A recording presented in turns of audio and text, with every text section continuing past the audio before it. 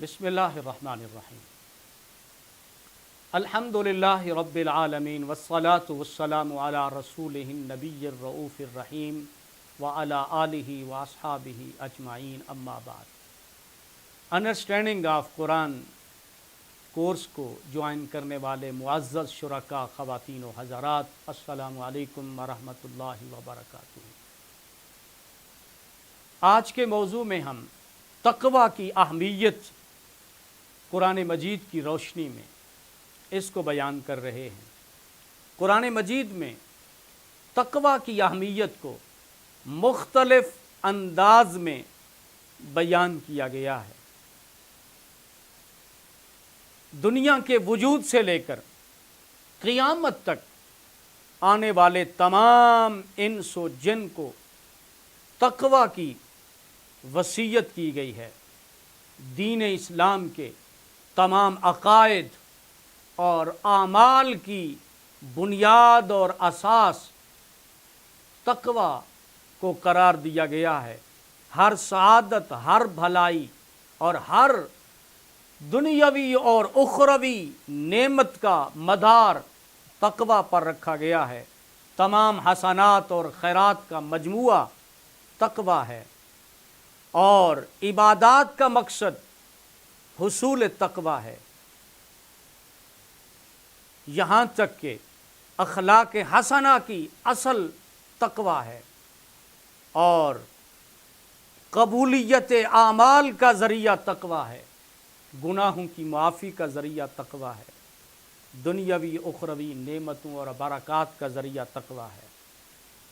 سابقہ جتنی اقوام گزریں اور قیامت تک آنے والے تمام افراد کو اللہ تعالیٰ نے تقویٰ کی وصیت فرماتے ہوئے ارشاد فرمایا، وَلَقَدْ وَصَّيْنَا الَّذِينَ أُوتُوا الْكِتَابَ مِنْ قَبْلِكُمْ وَإِيَّاكُمْ أَنِ اتَّقُوا اللَّهَ۔ تم سے پہلے جن لوگوں کو ہم نے کتاب دی تھی انہیں بھی اور تمہیں بھی یہی ہم وصیت کرتے ہیں کہ خدا سے ڈرتے رہو۔ ناظرین کرام، جتنے انبیاء علیہ السلام گزرے، ان کی دعوت اور تبلیغ کا جو نقطۂ آغاز ہے، مرکزی جو تعلیم اور تربیت کا پوائنٹ ہے، وہ تقویٰ رہا ہے۔ حضرت نوح علیہ السلام کی دعوت کا ذکر کرتے ہوئے قرآن نے کہا کہ انہوں نے اپنی قوم سے کہا، انی لکم رسول امین فاتقوا اللہ۔ لوگو، میں تمہارے لیے ایک رسول بن کر آیا ہوں، بس تم اللہ سے ڈرو، رب کا تقویٰ اختیار کرو۔ اسی طرح ارشاد فرمایا، اذ قال لهم اخوهم نوح الا تتقون۔ جب ان کے ہم قوم نوح علیہ السلام نے کہا قوم سے کہ تم خدا سے ڈرتے کیوں نہیں ہو۔ اسی طرح حضرت ہود علیہ السلام کا ذکر کرتے ہوئے قرآن نے کہا کہ انہوں نے بھی تقویٰ کی تعلیم اپنی قوم کو دی۔ فرمایا، اذ قال لهم اخوهم ہود الا تتقون۔ جب ان کے ہم قوم حضرت ہود علیہ السلام نے اپنی قوم سے کہا، الا تتقون، تم خدا سے ڈرتے کیوں نہیں ہو۔ حضرت صالح علیہ السلام کا ذکر کرتے ہوئے ان کی تعلیم اور تربیت اور تبلیغ کا نقطہ بیان کرتے ہوئے قرآن نے کہا، اذ قال لهم اخوهم صالح الا تتقون۔ جب ان کے ہم قوم صالح علیہ السلام نے کہا تم خدا سے ڈرتے کیوں نہیں ہو۔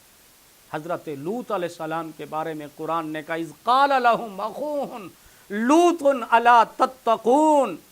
جب ان کے ہم قوم حضرت لوط علیہ السلام نے کہا تم خدا سے ڈرتے کیوں نہیں ہو۔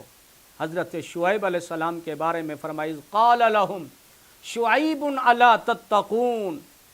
جب شعیب علیہ السلام نے ان سے کہا کہ تم خدا سے ڈرتے کیوں نہیں ہو۔ حضرت ابراہیم علیہ السلام کے بارے میں فرمایا، وَإِبْرَاهِيمَ إِذْ قَالَ لِقَوْمِهِ اعْبُدُوا اللَّهَ وَاتَّقُوهُ۔ اور ابراہیم علیہ السلام نے اپنی قوم سے کہا، اللہ کی عبادت کرو، واتقوہ، اور اس خدا سے ڈرو۔ حضرت موسیٰ علیہ السلام نے اپنی قوم کو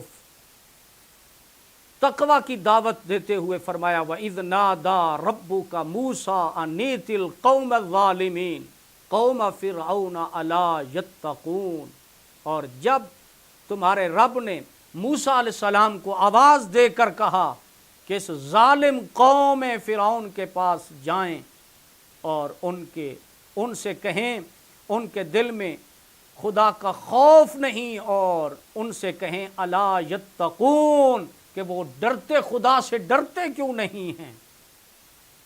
اسی طرح اللہ جل مجدہ نے تقوی اتنا عظیم اللہ تعالیٰ کا حکم ہے، اور یہ مرکزی نقطہ آغاز ہے خدا کا ڈر اور خدا خوفی۔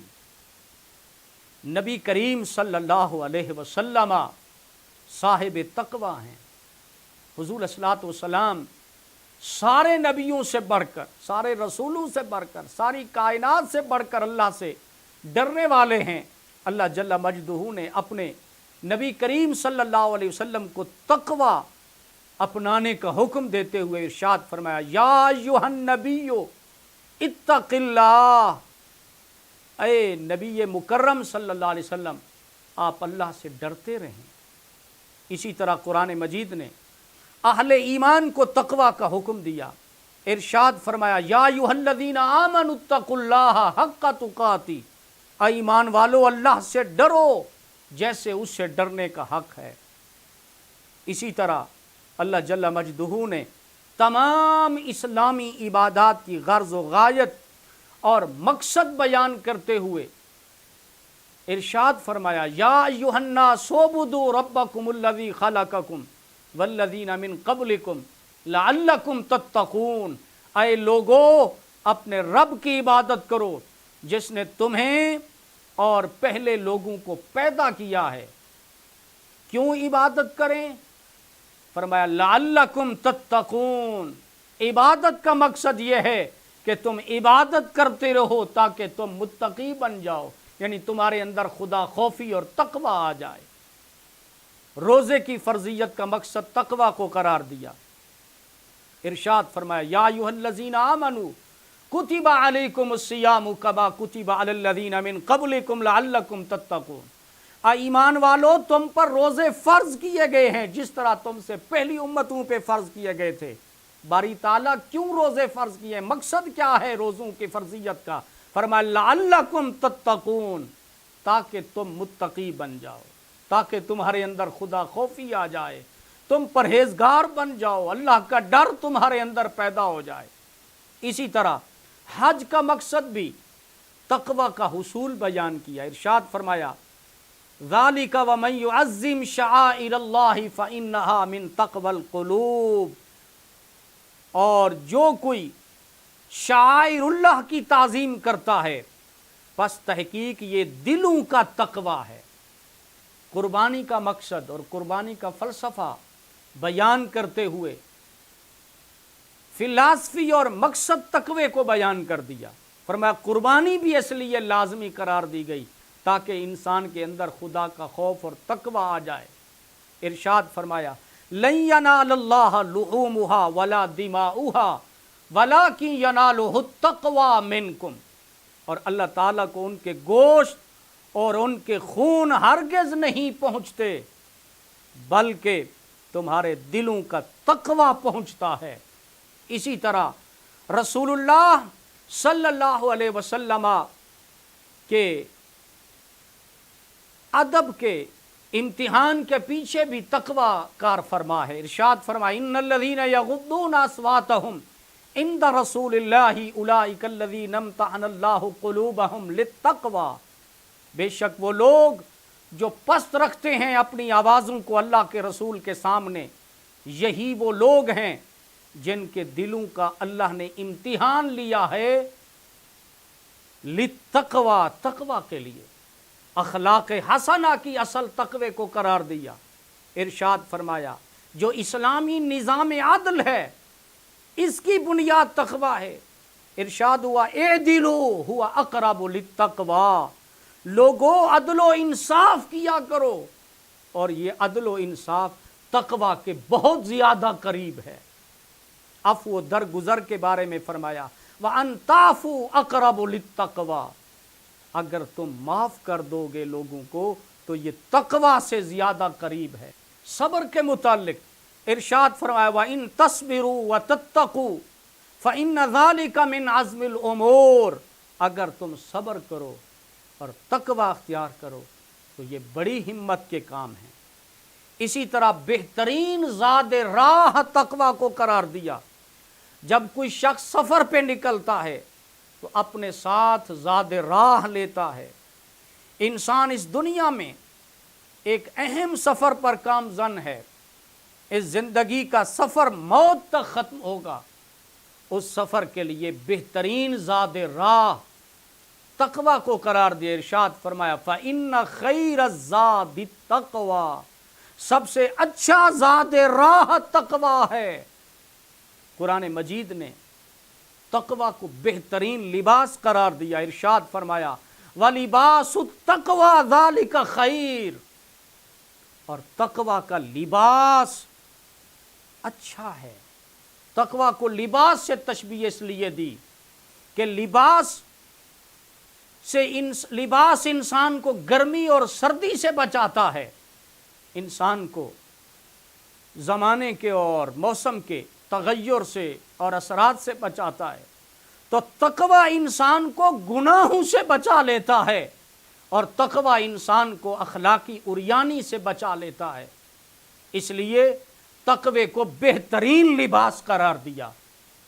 تو قرآن مجید میں متعدد آیات ہیں جہاں اللہ جل مجدہ نے تقوی کی اہمیت کو بیان قرار دیا۔ کہیں تقوی کو بہترین لباس قرار دیا، کہیں تقوی کو بہترین زاد راہ قرار دیا، کہیں اخلاق حسنہ کی اصل تقوی کو قرار دیا، اسلامی نظام عدل کی بنیاد تقوی کو قرار دیا۔ عفو و درگزر کرنے کے پیچھے تقوی ہے، ادب رسول کے پیچھے خدا خوفی کار فرما ہے، قربانی کا مقصد تقوی ہے، حج کا مقصد تقوی ہے، روزے کی فرضیت کا مقصد تقوی ہے، عبادات کی فرضیت کا مقصد تقوی ہے۔ نبی کریم صلی اللہ علیہ وسلم کو جو احکام ملے، حضور صلی اللہ علیہ وسلم کو تقوی کا حکم دیا، اہل ایمان کو تقوی اپنانے اور ایسا تقوی جو خدا سے ڈرنے کا حق ہے اس کا حکم عطا کر دیا۔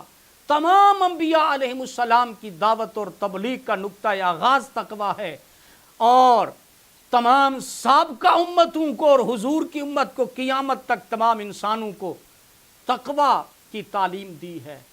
یہ تقوی کی اہمیت ہے، جس سے ہمیں پتہ چلتا ہے کہ خدا خوفی، تقوی، گناہوں سے بچنا، اللہ کی نافرمانی سے بچنا، حرام سے بچنا، ممنوعات سے بچنا کتنا اہم چیز ہے۔ اللہ تعالیٰ کی حضور دعا ہے رب کائنات قرآن مجید کی ان آیات کی روشنی میں اللہ تقوی کی اہمیت کو سننے سمجھنے کے بعد اللہ پاک مجھے اور آپ کو خدا خوفی نصیب فرمائے، تقوی نصیب فرمائے، آمین۔ وآخر دعوانا ان الحمد للہ رب العالمین۔